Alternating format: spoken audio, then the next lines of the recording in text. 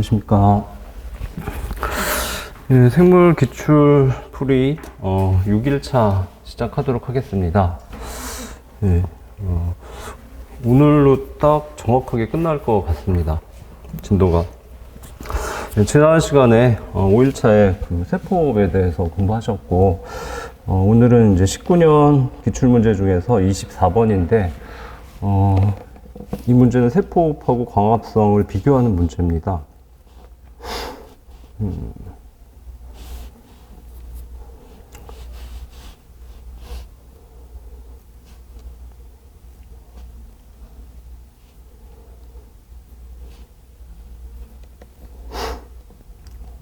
지난번에도 보여드렸지만 이제 세포호흡하고 광합성은 굉장히 중요하고 무조건 커버해서 맞추셔야 되는 부분이고, 광합성이 좀 더 많이 나왔죠. 그래서 한 8문제가 나왔었고, 그다음에 세포호흡은 한 5문제가 나왔습니다.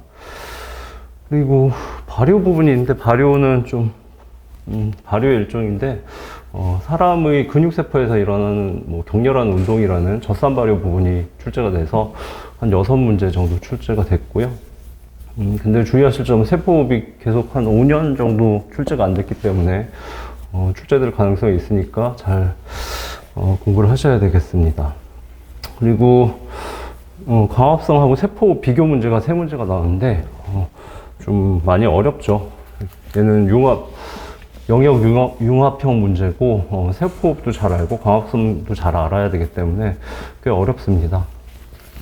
그래서 전체적으로 문제 수가 17문제네요. 꽤 많고,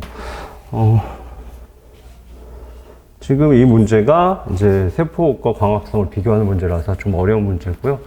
이 문제를 푸시고 뒤쪽에 이제 관련 기출 문제로 나머지 세포호흡 문제들이 있고, 그 다음에 아까 그 근육세포의 젖산 발효 부분이 있고, 그 다음에 세포호흡과 광합성 비교 문제가 이제 2문제 추가로 있습니다. 그걸 쭉 푸시게 되겠습니다.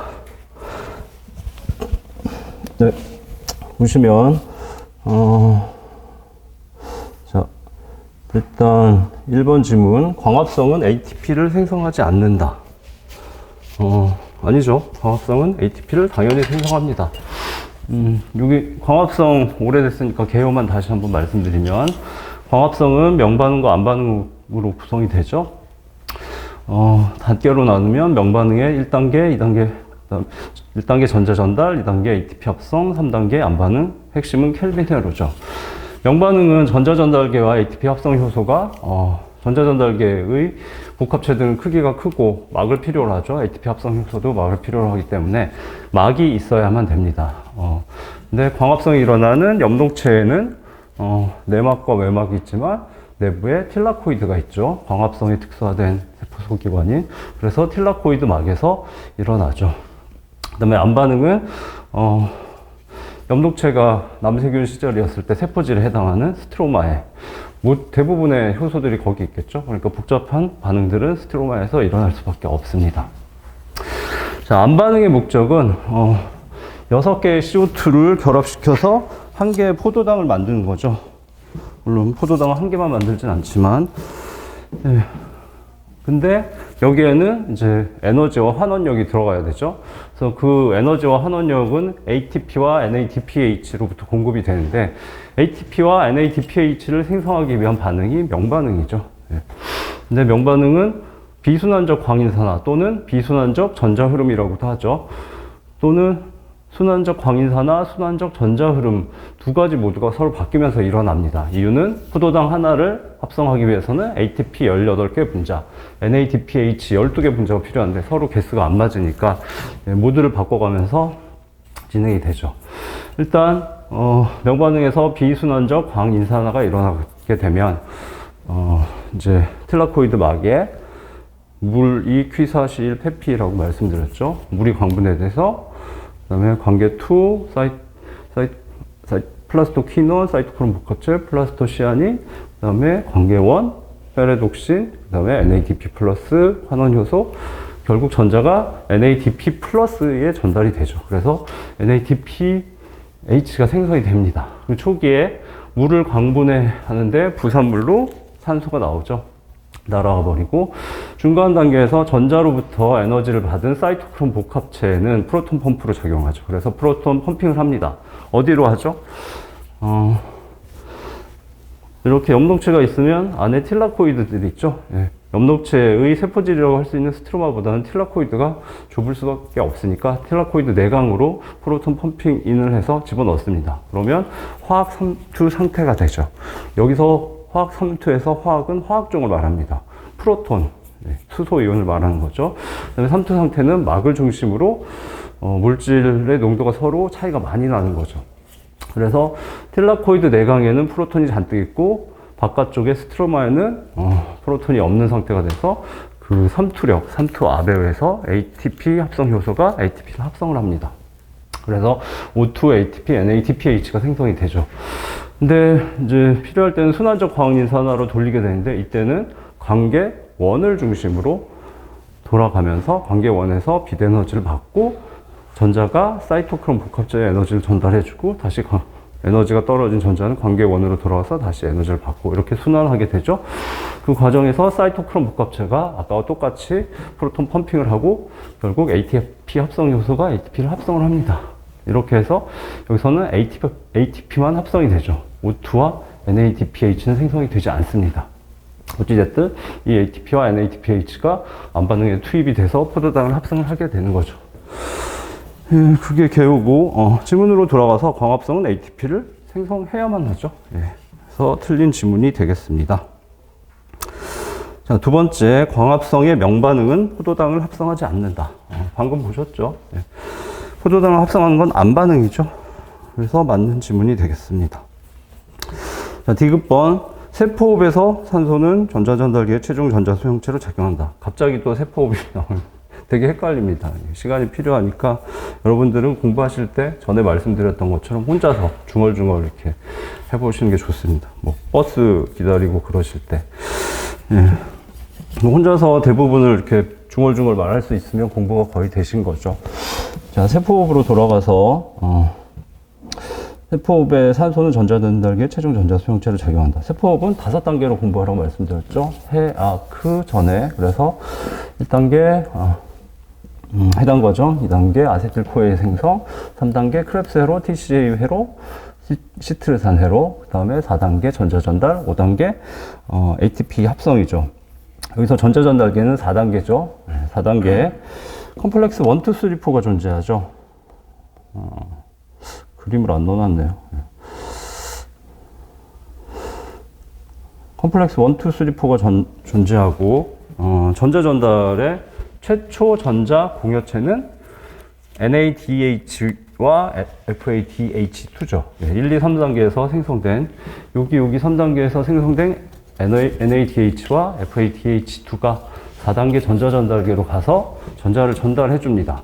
NADH는 컴플렉스 1에다가, FADH2는 컴플렉스 2에다가 전달을 해주고, 중간 과정은 컴플렉스 2만 프로톤 펌프가 아니죠. 그래서 컴플렉스 1, 3, 4는 프로톤 펌핑을 하고, 프로톤을 어디로 집어넣죠? 미토콘드리아니까. 미토콘드리아는 보통 이렇게 그리고, 여기 내막과 외막 있죠? 아니죠. 외막이 있고 내막을 이렇게 쭈글쭈글하게 그리죠.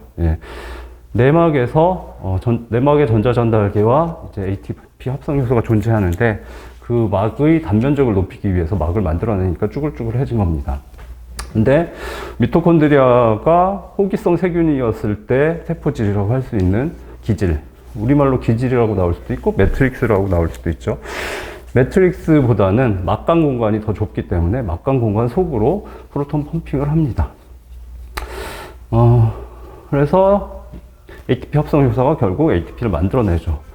근데 아까 계속 전달됐던 컴플렉스 1, 2, 3, 4를 통해서 전달됐던 전자는 최종적으로 전자를 누가 받아줘야 되는데 O2가 받아주게 되죠. 산소가 받아주고, 그래서 물로 수소 이온과 결합해서 물로 변하게 되죠. 그래서 최종 전자 수용체는 O2죠. 그리고 지문 중에 최종 전자 수용체는 H2O다라고 나오는데, H2O는 전자를 못 받습니다. 전자를 받으면 수소를 같이 받아야 되는데, 그럼 뭐 H3O나 H4O가 되는데 그런 물질은 자연계에 존재하지 않죠. 그래서 O2와 H2O 중에서 전자를 받을 수 있는 건 O2밖에 없습니다. 그래서 화학적으로도 그냥 맞추실 수가 있죠. 맞는 지문이었고. 자, 다음 광합성의 부산물인 산소는 탄소 고정 과정에서 이산화탄소로부터 방출된 것이다. 아니죠. 예. 그림이 여기 아래쪽에 있네요. 예. 그림이 있었구나. 예. 이 그림 아니네.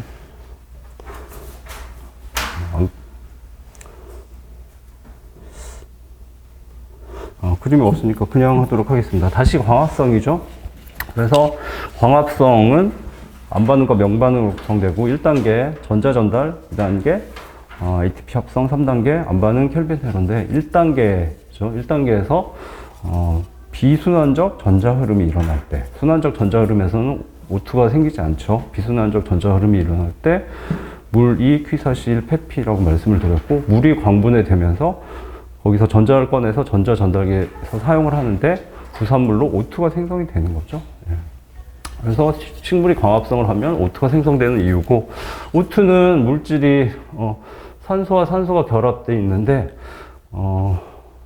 산소 원자 자체는 일렉트로네거티버티, 그러니까 전기 음성도가 큽니다. 전자를 끌어당기는 힘이 강하긴 한데 일렬로 서 있기 때문에 결국 다이폴 모먼트, 쌍극자 모먼트가 0이 됩니다. 그래서 극성이 없기 때문에 비극성 물질이고, 따라서 물에 거의 안 녹습니다. 그래서 대부분 그냥 공기 중으로 날아가 버리는 거죠. 그래서 O2는 명반응에서 생성된 것이고 탄소 고정 과정에서 생성된 것은 아닙니다. 예. 다음, 자, 16년도 문제네요. 자, 문제를 먼저 보시면, 세포 호흡 문제죠. 옳은 것을 찾으시면 되는데, 1번, 해당 과정의 최종 산물은 피루부산이다. 1번이 답이네요. 예. 그것만 아셔도 되는 쉬운 문제였고, 나머지는 다 틀린 지문이죠. 자, 해당 과정의 최종 산물은 피루부산이다. 그림이 있으니까 짤막하게 리뷰를 하도록 하겠습니다. 예. 해당 과정에서 공부하실 부분은 이 그림 위주로 공부하시면 되고, 일단 세포 부분 5단계가 일어났는데 첫 번째 단계죠. 그리고 해당 과정은 미토콘드리아가 아니고 세포질, 진핵세포의 세포질에서 일어납니다. 여기 시작물질이 포도당 글루코스고 해당 과정의 끝물질이 피루부산인데, 세포질에서 일어난 이유는 이 글루코스 포도당이 미토콘드리아로 못 들어가기 때문이다 라고 생각하시면 됩니다. 얘는 탄소 6개짜리, 얘는 탄소 3개짜리이기 때문에 작아진 상태에서 미토콘드리아로 들어갈 수 있다 라고 생각하시면 되고, 글루코스 G6P, F6P, F16BP로 기억하시고, 그 다음에 이게 쪼개져서 DHAP, P겔로 바뀌는데 DHAP는 거의 P겔로 바뀌게 되죠. 그래서 이쪽 패스웨이로 가서 결국 PEP를 거쳐서 피루부산이 된다 정도 기억하시면 되고, 여기서 ATP와 NADH가 어디서 생성되는가는 중요하니까 그거 보시면 이 탄소 6개짜리 부분은 투자기고 이쪽 탄소 3개짜리 부분은 회수기라고 보통 부르는데, 보시면 여기 탄소에 인산기가 안 붙어 있죠. 근데 요 F16BP의 경우는 인산기가 2개가 붙었죠. ATP 2개를 희생해서 인산기 2개를 붙인 겁니다. 그래서 여기서 ATP 2개가 소모가 되고, 여기서 여기 과정은 복잡하기 때문에 모르셔도 되고, 결국 탄소 3개짜리 인산기가 2개가 있었는데 결국 없어지죠. 이 인산기를 떼서 ATP 2개를 만듭니다. 근데 포도당 하나당 이 피겔이 2개가 생성이 되기 때문에 ATP는 여기서 4개가 생성이 되는 거죠. 그래서 2개를 투입해서 4개를 빼내니까 결과적으로 ATP 2개가 생성이 됩니다. NADH는 이 부분에서 한 분자가 나온다고 아시면 되고, 얘도 피겔 기준으로 NADH 하나이기 때문에 포도당 기준으로는 NADH가 2개가 생성이 되죠. 마지막으로 중요한 게 PFK죠. 예. 포스포프럭토카이네이즈인데, 뜻은 인산기가 붙어있는 프럭토스 과당에다가 다시 인산기를 붙여준 효소라는 뜻이죠. PFK라고 기억하시면 되고, 여기가 프럭토스 6포스페이트니까 6탄당인 과당에 프럭토스에 인산기가 하나 붙어있는데 다시 인산기 하나를 더 붙여서 1번 탄소와 6번 탄소에다가 비스포스페이트, 인상기 두 개를 붙인 거죠. 이 반응에 관여하는 게 PFK 효소인데, ATP가 세포호흡의 목적이 ATP 생성이니까 ATP 농도가 높다는 건 이제 세포호흡이 충분히 됐다는 것이고, 그러면 ATP가 높은 농도의 ATP가 와서 PFK를 음성 피드백을 합니다. 그래서 얘가 활성이 저해돼서 여기서 멈추게 되는 거죠. 또 ATP는 세포호흡 과정에서 굉장히 중요한 중간산물이죠. ATP 농도가 높다는 것도 마찬가지로 세포호흡이 충분히 일어났다는 거기 때문에 시트르산도 중간 물질로 중요하고, 그래서 시트르산 농도가 높을 때 PFK를 네거티브 피드백합니다. 음성 피드백해서 멈추게 만들죠. 여기는 안 나와 있지만 AMP도 이제 나오죠. AMP는 아데노신 모노포스페이트고 ATP에 비해서 에너지가 없죠. 그래서 ATP 농도가 높다는 거는 지금 해당 과정이 빨리 일어나야 된다는 거고, 그럼 ATP가 와서 PFK를 반대로 포지티브 피드백, 양성 피드백을 해서 얘를 활성화시킵니다. 그러면 해당 과정이 활발하게 진행되면서 이제 세포호흡이 진행되겠죠. 네, 이게 여러분들이 해당 과정에서 공부하셔야 되는 부분이고,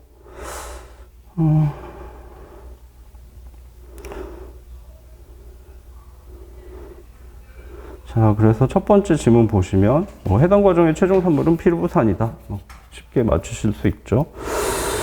다음 두 번째 지문, 전자 전달계에서 최종 전자 수용체는 H2O이다. 방금 말씀드린 거고, 이런 지문이 나올 수 있습니다. H2O는 전자를 못 받죠. O2죠. 여기 산화적 인산화니까 세포호흡의 4단계, 5단계가 나와 있죠. 그래서 1, 2, 3단계에서 생성된 NADH와 FADH2가 최초 전자 공여체가 되죠. 그래서 전자를 전달해주고 최종적으로 전자를 받는 건 O2입니다. 한 가지 빠진 거는 얘가 이제 컴플렉스 1, 3, 4가 프로톤 펌핑을 하죠. 좁은 공간이 막강 공간으로 집어넣고 미토콘드리아의 막강 공간. 그러면 화학 삼투적 형태가 되는 거죠. 프로톤 화학종이 이쪽에만 존재하고 이쪽 매트릭스에는 거의 존재하지 않게 되죠. 그럼 삼투압이 작용하고 삼투압으로 이 프로톤이 이동하게 되는데, ATP 합성 효소는 이쪽 부분이 F0고 이쪽이 F1입니다. F0는 원통형으로 그리는데 피자를 쪼개듯이 이렇게 몇 개인지는 정확히 모르겠습니다. 8조각으로 쪼갰다고 하고, 그 8개 서브 유닛 중에 하나에 프로톤이 붙으면 모양이 변하면서 이렇게 회전합니다. 그래서 F0가 회전해서 한 바퀴를 돌면 그때 프로톤이 빠져나올 수가 있죠. 이 회전력은 여기 F0와 F1 사이의 축을 돌리고 그 회전력에 의해서 에너지를 받아서 F1이 ATP를 합성을 하게 되죠. F1은 회전할 것처럼 생겼지만 회전하지 않습니다. 예. F0만 회전하죠. 그래서 이번 지문, 최종 전자 수용체는 O2이기 때문에 틀린 지문이죠. 자, 3번. 전자 전달계에서 기질 수준 인산화 과정을 통해 ATP가 합성을 된다. 예. 세포분, 이 정확한 지문은 기질 수준 인산화가 아니고, 산화적 인산화 과정을 통해서 합성되죠. 산화적 인산화 과정은 화학 삼투적 인산화의 일종입니다. 아까 보셨듯이 막을 중심으로 프로톤 농도가 서로 다른 상태로 구성을 해서 ATP를 합성을 하기 때문에 화학 삼투적 인산화고요. 화학 삼투적 인산화에는 여기 세포호흡의 산화적 인산화와 광합성의 광인산화 두 가지가 존재하죠. 그래서 기질 수준 인산화와 산화적 인산화, 화학 삼투적 인산화에 포함된 산화적 인산화를 비교를 하셔야 되는데 규모가 완전히 차이가 납니다. 기질 수준 인산화는 원래 Substrate Level Phosphorylation인데, 여기 레벨, 수준은 생물학에서 레벨이라고 하면 규모를 보통 말하는 경우가 많습니다. 그러니까 물질, 단백질이나 물질 규모, 물질 레벨, 그 다음에 세포 소기관 레벨, 세포 레벨, 뭐 조직 레벨, 그 다음에 개체 레벨, 개체군 레벨, 이런 식으로 그때 레벨이라는 용어를 씁니다. 그래서 규모라고 생각하시면 되고, 아까 보신 산화적 인산화는 그림 보시면 예. 엄청나게 큰 단백질 복합체들이 존재하고 막도 존재하고 거대한 규모로 일어날 수밖에 없죠. 근데 기질 수준 인산화는 그냥 효소 하나와 그 다음에 기질 한두 개 정도가 주로 세포질에 떠다니면서 일어나게 되죠. 그래서 규모가 완전히 다르다는 걸 이해하시면 되고, 세포호흡은 5단계로 나눴죠. 그래서 1, 2, 3단계에서는 기질 수준 인산화밖에 일어날 수가 없습니다. 막이 없기 때문에. 4단계, 5단계 산화적 인산화 단계에서만 화학 삼투적 인산화, 규모가 큰 화학 삼투적 인산화가 일어날 수 있죠.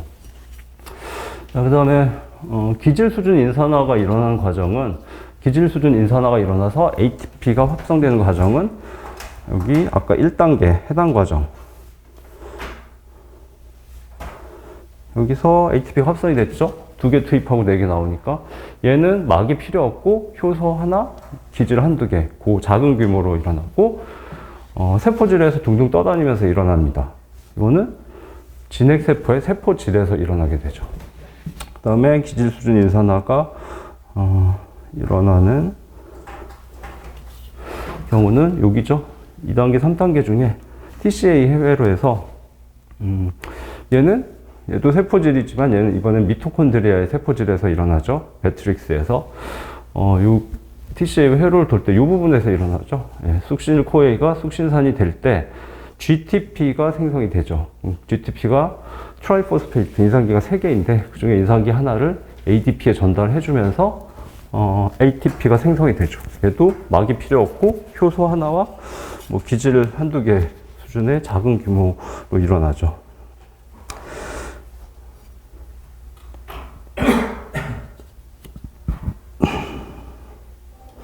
그래서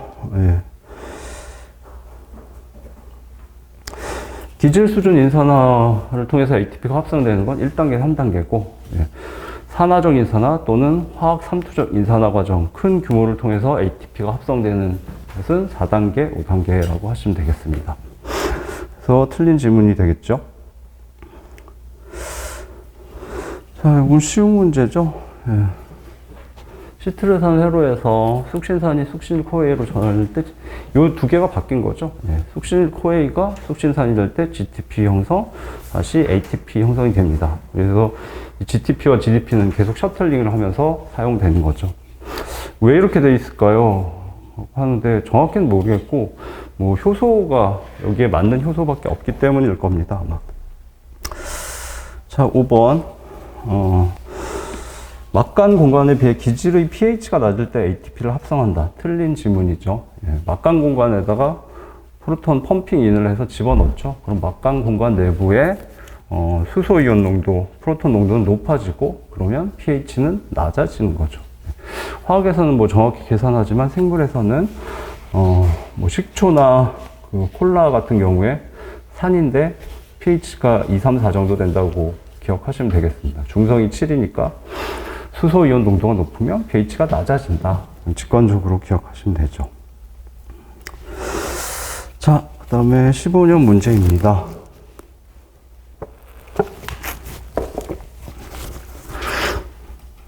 자, 역시 세포호흡이고 최종 전자 수용체는 O2다. 여러 번 보셨으니까 맞는 질문이죠. 다음 2번 질문. O2 산소 공급이 중단되면 ATP 생산이 감소한다. 맞는 질문입니다. 그냥 맞추시면 되는데 실제로 왜 그런지 정확히 아시려면 상당히 복잡하고 좀 어렵습니다. 설명을 쭉 해놨는데 한번 공부를 하시면 전체 세포 전체를 연결하는 수 있기 때문에 좀 더 날카롭게 이해를 하시게 돼서 한번 설명을 해드리면, 자, 4단계죠. 여기가 4단계, 여기 5단계죠. 4단계 여기 NADH, FADH2로부터 전자가 전달되면 O2가 받아줘야 되죠. 근데 이 O2가 고갈이 되는 거죠. 그러면 O2가 없기 때문에 전자를 못 받고 이게 멈춥니다. 이 부분이 멈추고 NADH하고 FADH2는 계속 농도가 높아지면서 축적이 됩니다. 여기는 문제가 생겼지만 1단계, 2단계, 3단계는 문제가 없기 때문에 계속 돌아가는 거죠. 그래서 1단계는 일단 계속 진행이 됩니다. 여기서 NADH가 생성이 되죠. 여기 그림은 안 그렸는데 NADH가 생성이 된다는 건 NAD 플러스가 여기 과정으로부터 전자와 수소를 받아서 NADH가 되는 거죠. 그래서 여기서 계속 NADH를 만들어내고 2단계 아세틸 코에이 생성에서도 여기 NAD 플러스 그림은 안 그렸는데 이렇게 피루부산이 아세틸 코에이로 바뀔 때 피루부산 구조가 탄소 3개인데 카르복식이 케톤, 그 다음에 CH3 메틸기죠. 그래서 카르복식이 COOH 중에서 COO가 빠져나가면서 이산화탄소가 날아가고 여기 수소가 NAD 플러스에 결합하고 전자도 같이 주기 때문에 NADH가 생성이 되는 거죠. 여기서도 같은 COOH 카르복식이가 깨지면서 NADH가 나오고 여기는 약간 원리가 다릅니다. 어찌됐든 여기서 NADH가 나온다는 거 아시면 되죠. 그래서 1단계, 2단계, 3단계는 문제가 없기 때문에 계속 돌아가면서 NAD 플러스는 없어지고 NADH만 계속 생성이 됩니다. 그래서 이 4단계에서 여기서 더 진행이 못 되고 NADH가 계속 축적이 되죠. NAD 플러스는 점점 없어지고 FADH2도 마찬가지죠. FADH2만 축적이 되고 FAD는 점점 없어집니다. 그래서 NAD 플러스와 FAD가 점점 없어져서 고갈이 됐다. 그러면 다시 3단계로 가보시면 3단계부터 멈추기 시작합니다. 이게 돌아가려면 NAD 플러스가 있어야 되거든요. 없기 때문에 여기도 멈추고 여기도 멈추고 여기도 멈추고 2단계도 역시 멈추죠. 아까 1단계도 역시 멈춥니다. FADH2는 여기서 생성이 되죠. 수프 사이에서. 얘도 FAD가 들어가서 FADH2가 나와야 되는데 FAD가 고갈이 됐기 때문에 여기도 멈추게 됩니다. 전부 다 멈추게 되죠. 물론 정확히 따지면 진핵세포에서 여기 이제 뭐 여기 NAD 플러스가 없어서 멈추더라도 젖산 발효가 일어납니다. 실제는. 그래서 해당 과정만 돌리는 거죠. 2, 3, 4단계가 멈춰 있으니까 1단계만 돌리고 젖산 발효를 하는데 문제는 1단계만 돌리게 되면 포도당 한 분자로부터 ATP를 딱 2개밖에 얻어낼 수가 없어요. 어찌됐든 2개라도 얻기 위해서 열심히 돌리기는 하는데 그거는 뒤쪽에서 다시 나오고 어찌됐든 여기서 멈추기 때문에 3, 2, 1단계 다 멈출 수밖에 없죠. 그래서 ATP 생성량은 감소할 수밖에 없습니다. 좀 많이 복잡하죠. 그리고 여러분들이 아셔야 되는 건 이 NAD 플러스와 이 전 단계 물질인 FAD는 전자 운반체예요. 일렉트론 캐리어인데 아까 1, 2, 3단계에서 수소와 함께 전자를 받았다가 여기 와서 전자를 전달해주고 다시 NAD 플러스가 되면 다시 1, 2, 3단계로 가서 전자를 받고 계속 셔틀링 하는 물질이죠. NAD 플러스와 NADH, FAD와 FADH2는 서로 셔틀링을 하는데 한쪽만 있으면 문제가 생기죠. 멈출 수밖에 없습니다. 그래서 세포호흡의 1, 2, 3, 4, 5단계는 서로 커플링이 되어 있는 거예요. 앞쪽이 멈춰도 뒤쪽이 멈추고 뒤쪽이 멈춰도 얘네가 커플링이 되어 있기 때문에 앞쪽이 멈출 수밖에 없습니다.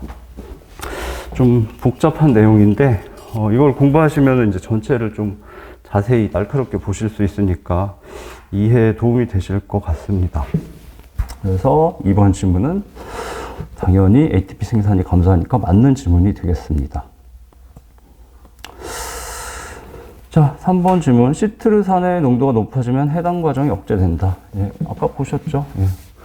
PFK에 음성 피드백을 하죠. 시트르산 농도가 높거나 아니면 ATP 농도가 높으면 억제되고, 그 다음에 여기 AMP 농도가 높으면 PFK가 활성화돼서 양성 피드백으로 활성화돼서 해당 작용이 활성화됩니다. 자, 다음 해당 과정에서 나온 ATP는 산화적 인산화에 의해서 생성된 것이다. 아니죠. 이제 쉽죠? 여기 산화적 인산화는 여기서만 일어나는 거죠. 여기 1, 2, 3단계는 무조건 기질 수준 인산화에 의해서 ATP가 합성이 됩니다. 그래서 해당 과정에서 나오는 ATP 두 개죠. 2개 투입하고 4개 얻어내는 거는 효소 하나와 기질 한두 개가 관여하는 정도 작은 규모의 기질 수준 인산화에 의한 것입니다. 그래서 4번 질문은 틀린 질문이죠. 자, 5번 포도당에 들어있는 에너지의 일부는 ATP에 저장되고 나머지는 열로 발산된다. 예, 맞는 질문이고요. 이거는 뭐 기본서의 이 내용이 안 나오는 경우도 있는데 좀 기본적인 내용이고, 설명을 보시면 이제 포도당이 세포호흡에서 포도당이 분해돼서 결국 CO2가 되고 에너지들을 뽑아 쓰는 거죠. 근데 그 에너지가 포도당의 에너지와 그다음에 세포호흡에서는 이론상 최대치가 ATP 38개였죠. 그 38개의 에너지를 계산해 보면 약 40%가 조금 안 됩니다. 그러면 그 과정에서 나온 에너지들은 그냥 열로 발산이 되는데 생물은 이 열을 체온 유지에 이용을 하죠. 예. 그래서 맞는 질문이고, 뭐 참고로 자동차 엔진 같은 내연기관은 열 효율이 15에서 30% 낮은데 세포호흡은 굉장히 높은 편이죠. 이 사실만 아시면 될 것 같습니다. 자, 그 다음 12번. 예. 자, 지문을 먼저 보시면, 세포호흡 과정을 알아보기 위하여 박테리아를 모든 탄소가 C14으로 표지된 포도당 배지에서 진탕배양하였다. 가나다의 용어는, 자, C14이 나왔는데, 얘는 방사성 동위원소죠. 탄소는 보통, 양성자가 6개, 중성자가 6개인 원자핵을 갖죠. 그래서 C12, C12가 일반적인 탄소고, 걔는 안정하기 때문에 방사선을 내지 않습니다. 근데 얘는 양성자가 6개, 중성자가 8개이기 때문에 중성자가 2개 더 많죠. 불안정하기 때문에 중성자가 깨지면서 방사선을 계속 지속적으로 내게 됩니다. 방사성 동위원소고, 얘는 세포의 입장에서는 C10인지 C14인지 식별을 못해요. 그래서 똑같이 이용을 하게 되죠. 그러면 C14를 사용하면 이 세포에서 어느 위치에 있고 어떤 물질로 바뀌었는지를 분석을 해낼 수가 있죠. 추적을 해서. 뭐 쉬운 방법으로는 엑스레이 필름 같은 데 관감하면 까만 스팟이 나타납니다. 아니면 그 전 단계에서 뭐 크로마토그래피, LC 같은 걸 쓰죠. 리퀴드 크로마토그래피를 써서 그 물질들을 분류를 한 다음에 전개를 한 다음에 표준 물질하고 비교를 하고 그 위치에 방사능이 있는지 감지를 하면 어떤 물질에 C14이 들어갔다 그걸 찾아낼 수가 있습니다. 자, 그래서 질문을 다시 보시면, 해당 과정을 거치면 가에서 C14이 최초로 발견된다. 근데 이 질문이 좀 안 좋았던 것 같아요. 이 질문의 의도는 포도당이 해당 과정을 진행을 해서 진행이 되는 동안으로 해석을 하셔야 돼요. 거치면을 해당 과정이 완료되면으로 해석하면 틀립니다. 좀 약간 국어 표현이 안 좋은 것 같은데, 근데 뒤에 또 최초로 발견되고란 말이 있기 때문에 해당 과정이 진행되는 동안 첫 번째로 발견되는. 근데 처음에 포도당에서 시작하겠죠. 근데 포도당이 답은 아니고 포도당 바로 다음 단계가 G6P죠. 그래서 글루코스 6포스페이트, 포도당 6인산이 답이죠. 가는. 그럼 TCA로가 시작되면 생성되는 TCA로의 시작은 시트르산이죠. 예. TCA 회로는 해당 과정에서 피루부산이 생성이 되고, 그다음에 아세틸코의 생성 과정에서 COOH가 분해돼서 날아가 버리고 남은 게 CH3CO. 아세틸기인데, 아세틸코에는 캐리어죠. 그냥 운반체라서 화학 반응에 참여하지 않습니다. 그래서 아세틸기가 시트르산 회로에 투입이 됩니다. 탄소 2개짜리라고 생각하시면 되죠. C알코 수프 말옥, 그러면 옥살 초산이죠. 근데 옥살 아세트산으로 표현이 될 수도 있습니다. 근데 옥살 초산 이쪽 부분 다 C4 상태죠. 탄소 4개짜리에 아까 아세틸기 C2가 들어가면서 C6가 되겠죠. 그게 시트르산이죠. 시트르산이 처음 발견됐다가 시트르산이죠. 그다음에 TCA 회로가 끝나면 1, 2, 3단계가 끝난 거죠. 포도당이 갖고 있던 에너지는 대부분 다에 저장된다. 이거는 뭐 머릿속으로 생각하셔도 되고, 여기 그냥 이 표를 빠르게 그리시면 바로 찾으실 수 있죠. 템프 쓰고 2 쓰고 여기는 아니고 28이라고 쓰시면 첫 번째가 해당 과정, 두 번째가 아세틸 코에이와 TCA 회로 2, 3단계를 합쳐 놓은 건데, 해당 과정에서 2개, 그 다음에 TCA 회로에서 2개 나오고 ATP는 NADH는 여기서 2개, 여기서 8개죠. 10개가 나오죠. FADH2는 2개죠. 근데 얘는 ATP로 변환되면 3배로 늘어나니까 30개까지 될 수 있죠. 얘는 2배로 늘어나니까 4개. 4개, 30개, 4개니까 ATP 기준으로 하면 NADH가 대부분의 에너지를 갖고 있을 수밖에 없습니다. 그래서 이 생성물 문제가 나오면 그냥 이 표를 빨리 그리시는 게 빠르실 거예요. 전공자들도 머리로 생각하면 시간이 걸리는 어려운 문제거든요. 그래서 그냥 간편하게 빨리 그리시는 게 더 나을 것 같다. 그렇죠? 예. 다음 11년도 문제네요. 이게 10년 전 문제인데 저는 이 문제가 조금 표현이 안 좋은 것 같습니다. 근데 보시면 해당 과정과 시트르산 회로에서 운반체와 결합한 형태로 생성된 땡땡땡은 A는 전자죠 사실. 예. 여기서 운반체는 아까 보신 NADH 그 다음에 FADH2를 말하거든요. 거기에 들어간 건 사실 전자라고 해야 되는데 수소라고 답이 되어 있습니다. 답이 5번이죠. 예. 수소라고 되어 있는데 물론 전자하고 수소가 같이 이동하니까 그렇게 출제된 것 같은데 저는 이게 전자라고 생각합니다. 어찌됐든 수소라고 하고 그 다음에 미토콘드리아 내막에 위치한 시토크롬 단백질의 작용을 받아 산화 환원 과정을 반복하다가 시토크롬이 나왔는데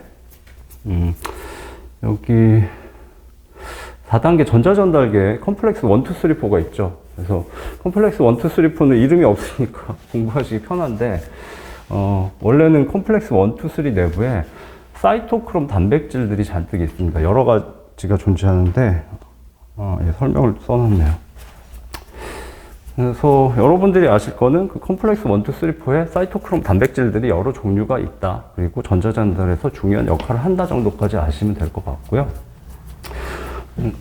일단 뭐 이 내용을 암기하셔야 될 건 아니고 배경으로 한번 보시면 사이토크롬 단백질 내부에는 햄 그룹이 있습니다. 햄 그룹은 적혈구 내부에 있는 헤모글로빈의 햄과 거의 유사하다고 보시면 되고 가운데 철이 있죠. 이 철이 플러스 2가 플러스 3가를 왔다 갔다 하기 때문에 전자를 받고 주는 능력이 뛰어납니다. 일반적인 유기물질에 있는 뭐 탄소, 수소, 산소보다 훨씬 더 뛰어나기 때문에 철 이온을 사용을 하는 거고요. 헤모글로빈에 있는 햄과 비슷하고 또 한 가지는 이 햄 그룹의 중심 부분을 포스피린 링이라고 하는데 포스피린 골이라고 하는데 얘는 또 엽록체에 있는 엽록소의 중심과 거의 비슷합니다. 네, 그래서 비슷비슷한 물질을 동물도 쓰고 식물도 쓰고 하는 거죠. 물론 엽록소에 있는 그 포스피린 링의 중심에는 철이 아니고 마그네슘이 있다는 게 차이점이 있긴 하고 좀 어려운 부분이라 시험에 나올 것 같지는 않고요. 그 다음에 사이토크롬의 사이토는 셀을 의미하죠. 예. 그 다음에 크롬은 컬러, 색깔입니다. 크로마토그래피 할 때 크로마토그래피가 처음에 색깔을 분리해서 확인을 했다고 했죠.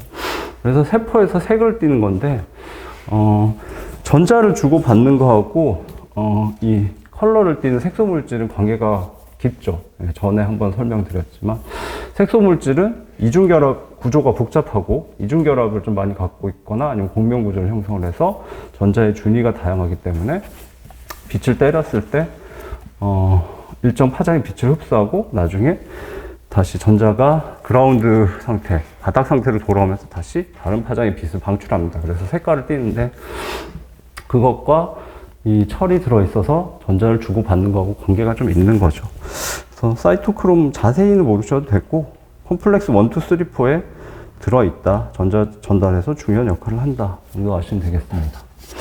그래서 다시 지문을 보시면 미토콘드리아 내막에 위치한 사이토크롬 단백질의 작용을 받아 산화 환원 과정을 반복하다가 전자 전달기의 마지막 전자 수용체인 B와 반응한다.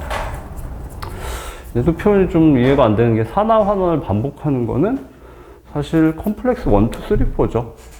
그 안에 있는 정확히는 사이토크롬 단백질인데 수소가 산화 환원을 반복한다고 표현이 돼 있어서 표현이 좀 애매모호한 것 같긴 하고요. 어찌됐든 마지막 전자 수용체는 쉽죠. 예, 산소죠. 예. 그래서 물이 된다. 예. 문제는 어렵지 않았던 것 같습니다.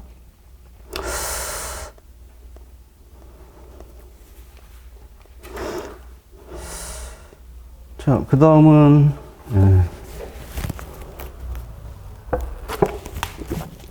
분자수 계산 문제네요. 11년 29번. 얘는, 머릿속으로 정확히 하나하나 추적해서 찾으려면 어렵습니다. 전공자들도 헤매는 부분이고, 맨날 공부해서 까먹거든요. 그래서 그냥 표를 그리시면 빠르죠. 그래서 시트를 한 세를 맞췄으니까 여기 3단계까지죠. 3단계까지면 ATP 4분자, NADH 10분자, FADH2 2개 분자. 바로 찾으실 수 있죠. 그래서 답은 5번이네요. 그래서 이 표를 좀 잘 활용하시는 게 유리하다고 말씀드리겠습니다. 자, 그 다음 이제 세포 호흡만의 문제는 5문제를 다 풀었고요. 이 부분은 세포 호흡 다음 발효에 나오는 부분입니다. 그래서 일반적으로 기본서에는 세포호흡이 나오고 발효가 나오는데 실제로 발효에서는 13년간 문제가 한 번도 출제가 되지 않았습니다.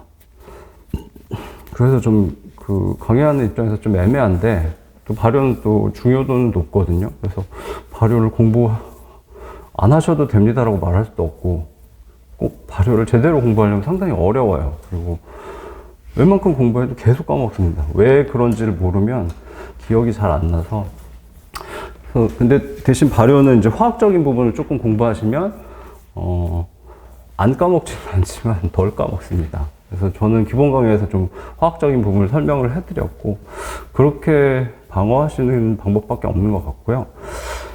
필요하신 분은 좀 지금 발효를 자세히 설명할 수는 없으니까, 필요하신 분은 제 기본 강의에 발효 부분이 이제 무료로 더 오픈되어 있거든요. 그래서 들어가서 그 부분만 한번 보셔도 되고요. 자, 그 중에, 얘는 이제, 발효는 일반적으로 유산균이나, 그 다음에 아니면 초산균 이런 미생물에서 일어나는 건데, 사람의 몸속의 근육세포에서도 발효가 일어납니다. 산소가 부족한 상태에서 젖산 발효가 일어나죠. 기본 이론부터 좀 보셔야 되겠습니다. 발효를 간단히만 말씀드리면, 세포호흡이라는 거는 포도당에서 이산화탄소를 분해하면서 포도당에 있는 대부분의 에너지를 빼냈습니다. ATP에 저장을 하고, 물론 열로 방출되는 것도 많지만, 발효는 포도당에서 시작하기도 하고 다른 물질에서 시작하기도 하는데 CO2까지 다 분해를 못하고 중간 산물 정도까지만 분해를 해요. 그래서 에너지를 다 못 보내 쓰는 경우를 발효라고 하죠. 그래서 발효에서 나오는 최종 산물은 CO2보다 훨씬 에너지가 높은 물질인데 버리게 되는 거죠.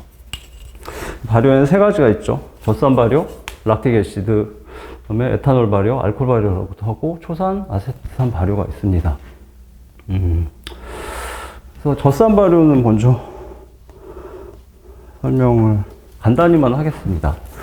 이제 산소가 없는 상태에서 일어나는 게 젖산 발효죠. 그래서 해당 과정이 진행되는데 해당 과정은 똑같습니다. 그래서 포도당에서 피루부산까지 가는데 이제 ATP가 2개가 나오고 NADH가 2개가 나오겠죠. 근데 문제는 계속 해당 과정을 돌립니다. 그래서 포도당 하나에서 ATP 2개만 뽑아서 쓰겠다는 거죠. 근데 이 NADH는 계속 축적이 되고 NAD 플러스가 없어지게 됩니다. 고갈되죠. 계속 이쪽으로 진행하니까.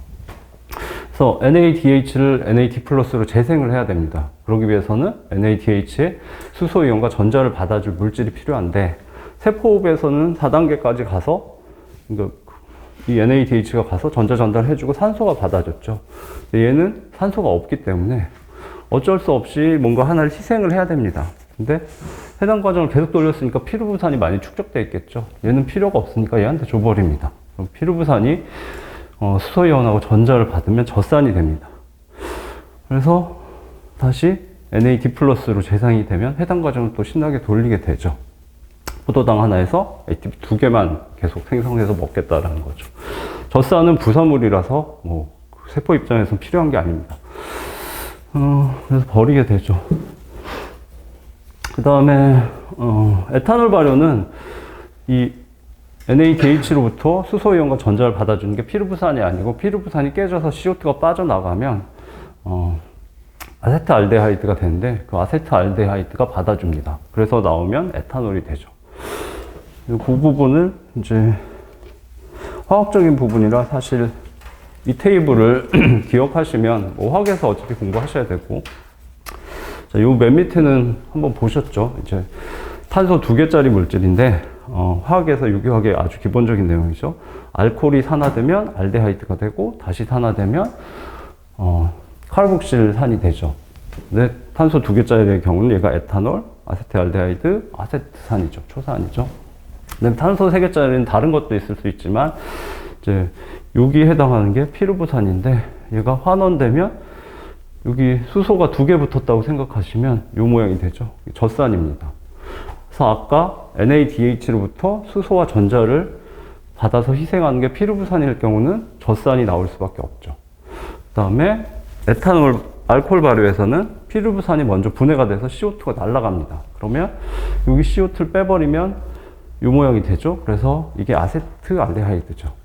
얘가 희생해서 전자와 수소 이온을 받아주면 얘가 환원이 되는 거니까 에탄올이 됩니다. 그래서 에탄올이 부산물로 나오고 여러분들이 즐겨 마시는 음료에 많이 들어있죠. 그게 이제 에탄올 발효고, 세 번째 초산 발효는 식초를 만들 때 하는 건데, 집에서 식초를 만드시는 어머니들 잘 안 계시겠지만 집에서 옛날에 시골에서는 처음에 이제 뭐 사과 같은 걸 넣고 설탕을 거의 사과만큼 넣습니다. 그리고 밀봉을 해서 놔두죠. 그러면 이 과정이, 설탕이 있으니까 이 과정이 진행이 되는 거죠. 그래서 에탄올이 생성이 됩니다. 사과주죠. 사과술. 포도주도 그런 식으로 만들 수 있고 엄청 달지만, 그 다음에 그 사과주가 된 상태에서 이번에는 뚜껑을 열고서 다시 발효를 시킵니다. 그러면 여기서부터 여기까지 가게 되는 거죠. 초산 발효가 일어나는데, 초산 발효는 시작 물질이 포도당이 아닙니다. 여기 에탄올이 가득 차 있는 데서 시작을 해서 이 과정을 가는 겁니다. 산화시키면 상대 물질은 환원이 되겠죠. 환원이 되는 건 NADH입니다. NADH가 두 분자가 생성이 되겠죠. 2단계니까. 그 NADH가 이 초산균의 경우는 다른 것들과 다르게 이제 산소 호흡을 합니다. 그래서 산화 발효라는 용어를 쓰는데, 세포가 유사하게 이제 산화적 인산화를 할 수 있는 기관을 갖고 있어요. 그래서 생성된 NADH를 그 산화적 인산화를 시켜서 ATP를 만들어내죠. 대략 여기서 NADH가 2개 나온다 그러면 ATP가 한 6개 나오겠죠. 여기서부터 여기까지 가는 과정이 세 번째 발효인 초산 발효입니다. 예. 요거보다는 조금 자세하게 기본 강의에서 설명을 했고요. 자, 그 다음에 이제 이거는 이제 미생물이 아니고 사람 몸에 있는 근육세포에서 이제 사람이 갑자기 뭐 호랑이를 만났다. 뛰기 시작하는데 바로 호흡이 빨라지는 건 아니죠. 그 심장 박동이 빨라지고, 그 다음에 이제 호흡이 빨라지고 그런 건 시간이 좀 걸립니다. 좀 지나면 호흡이 빨라지면서 산소를 공급할 수 있는 능력이 빨라지면서 온몸의 세포에 산소를 공급할 수 있는데, 그 전에 이미 운동을 하고 있죠. 그러면은 근육세포 내부에 있는 산소가 바로 소모돼 버리죠. 그러면 어쩔 수 없이 미토콘드리아를 이용을 못하고 젖산 발효를 합니다. 뭐 고수 설명이니까 나중에 한번 보시면 되고, 그래서 이 그래프가 제일 중요한 그래프죠. 기출문제에 관련이 있는. 그래서 격렬한 운동을 하게 되면 근육세포 내부에서 ATP를 확보를 해서 소모를 해야 되는데 어떻게 확보하는가입니다. 운동을 한다는 건 근육 수축에서 배우시지만 다 근육이 수축해서 운동을 하게 되죠. 아시죠? 이렇게 팔을 굽힐 때는 이쪽 이두박근이 수축하고 이쪽 삼두박근은 가만히 있죠. 그다음에 펼 때는 삼두박근이 수축하고 이두박근은 그냥 가만히 있습니다. 근육은 신장하는 기능은 없어요. 수축하는 기능만 있죠. 어찌됐든 그 수축할 때 ATP가 계속 소모되는데, 처음에는 근육세포에 그래도 ATP가 조금 존재할 수밖에 없죠. 갑자기 근육을 쓸 수 있으니까.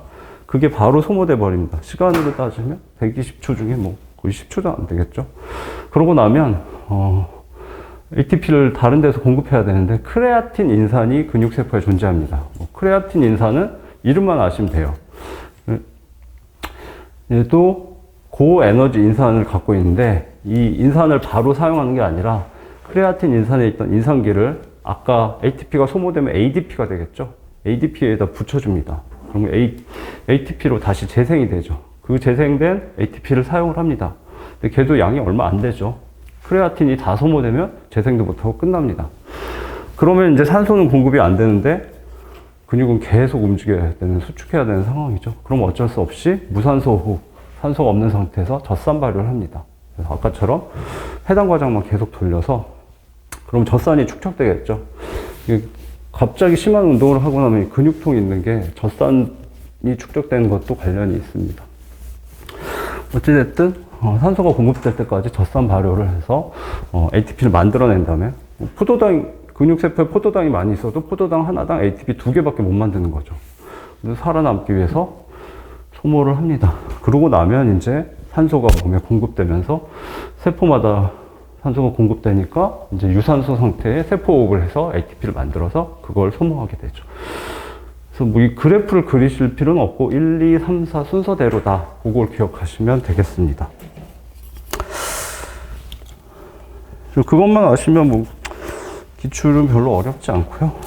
첫 번째, 격렬한 운동 직후에 운동 전보다 더 많아진 것. 직후라는 게 이게 뭐 시간을 정해준 게 아니라서 모르지만 사실 앞에 그래프는 거의 2분이면 끝난 2분까지죠. 120초니까. 이게 다 지나간 상태라고 생각하시면 되겠습니다. 그래서 많아진 것은 젖산. 세 번째 단계가 젖산 발효죠. 젖산이 축적돼 있을 수밖에 없습니다. 많아졌죠. 이 젖산은 나중에 서서히 혈관을 통해서 간으로 가서 다시 산화되면 바로 피루부산이 되죠. 그거를 뭐 피루부산을 이용하죠. 그 다음에 크레아틴 인산부터 볼까요? 크레아틴 인산은 소모돼 버렸죠. 두 번째 단계에서 ATP를 재생하면서. 그래서 아닙니다. 많아지지 않았죠. 액틴 보시면 액틴하고 마이오신, 미오신이 근육을 만드는 단백질이죠. 예. 근육이 수축하는 원리는 뭐 그림 보셨겠지만 액틴 필라멘트와 마이오신 필라멘트들이 계속 이렇게 겹쳐져 있죠. 이 상태에서 마이오신의 경우는 이렇게 헤드를 가지고 있습니다. 콩나물 대가리처럼 이렇게 있다가 이게 마이오신 필라멘트, 액틴 필라멘트라고 하죠. 이렇게 붙습니다. 그 다음에 헤드 스트로킹이라는 표현을 해요. 이렇게 치는 거죠. 그래서 여기 헤드들이 동시에 헤드 스트로킹을 하면서 끌어당기죠. 그래서 액틴 필라멘트와 마이오신 필라멘트가 서로 끌려 들어가서 근육이 수축하게 되죠. 근데 얘는 소모되는 게 아니죠. 그냥 구조 단백질이기 때문에 얘는 양의 변화가 없다라고 보셔야 됩니다. X죠. 그러면 NAD 플러스는 조금 애매한데 어찌됐든 세 번째 젖산 발효를 해도 해당 과정을 쭉 돌리고 NADH가 생성이 되면 피루부산이 수소이온과 전자를 받아주고 얘는 NAD 플러스로 재생이 됩니다. 그 상태로 있겠죠. 그 다음에 유산소 세포호흡을 해도 마찬가지로 4단계에서 전자 전달기에 전자를 주고 나면 NAD 플러스가 되죠. 그래서 NAD 플러스가 더 많아질 수밖에 없습니다. 그래서 얘는 맞는 지문이 되고 그래서 젖산과 얘는 많아지고 얘는 그대로, 그럼 얘는 소모돼서 없어진다. 답이죠. 그러니까 발효는 전혀 안 나오고, 발효와 관련은 있지만 발효 문제는 미생물 문제인데 전혀 안 나오고, 근데 근육세포 문제는 또 중요하니까 인체 생리학과 관련이 있으니까 하나가 출제가 됐습니다. 다음 이 문제는 좀 이제 조금 어렵죠. 마지막으로 이제 세포과 광합성 비교하는 문제가 세 문제 중에 두 문제가 남은 거죠.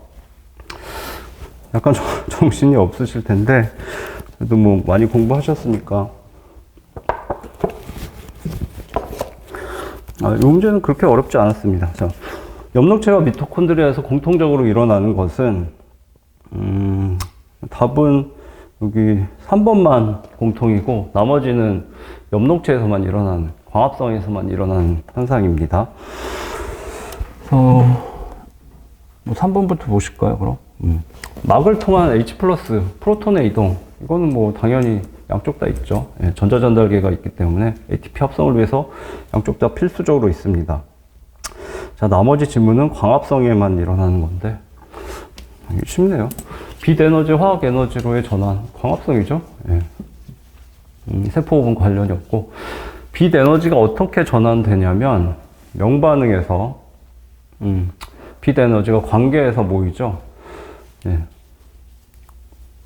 그 에너지가 명반응에서 결국 ATP와 NADPH가 생성이 되죠. 그 빛 에너지가 전자가 빛 에너지를 전달을 해서 쭉 전달해서 최종적으로 NADP 플러스에 전달해서 NADPH가 되고, 그런 빛 에너지가 NADPH의 화학 에너지로 바뀐 거죠.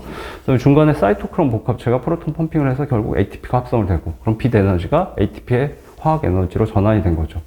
얘가 나중에 포도당 CO2에서 포도당을 만들 때 에너지원이 되는 거죠. 얘는 에너지원, 얘는 환원력을 제공하고. 그래서 빛 에너지가 이 둘의 화학 에너지로 전환됐다가 그 화학 에너지가 포도당의 화학 에너지로 변환되는 과정이 광합성이죠. 그래서 이건 정확한 표현이죠. 예. H2O를 분해하여 O2를 방출하는 과정. 이건 뭐 여러 번 나왔으니까. 예. 광합성 비순환적 전자 흐름에서 일어납니다. 4번 CO2로부터 당이 합성되는 과정. 이것도 광합성이죠. 그 다음에 NADP 플러스의 환원 반응.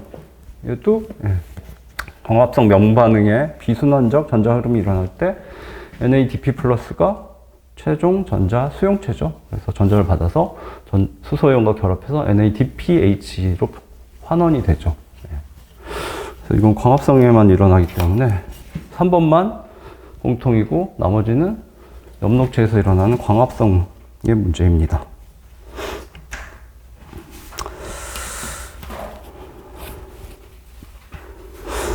자, 다음 이게 마지막 문제네요.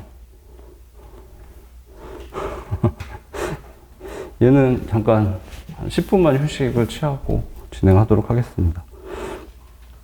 얘는 약간 머리가 아픈 부분이라